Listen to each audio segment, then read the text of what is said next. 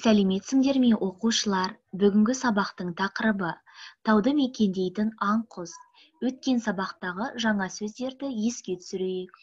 Қону, сусар, тұқымдас, тау ешкі, арқар, олар, жапалақ, үкі.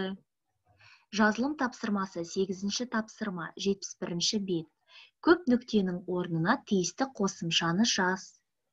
Құстар, тауда еркіндік мол.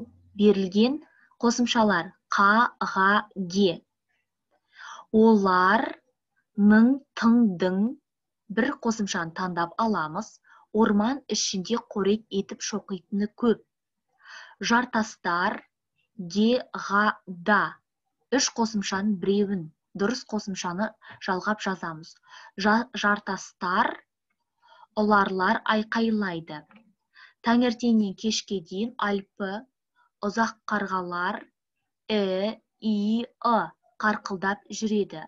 Қалың шаша ормандарынан жапалақ, т кездестіруге болады. Орман, де, да, те. Жапалақтың жақын туысы үкі кездеседі. Жапалақ пен үкі түнгі аңшы да тарлар. Көп нүктенің орнына тиісті қосымшаларды жалғап жазамыз. Жазылым тапсырмасына байланысты дескриптор кестесі.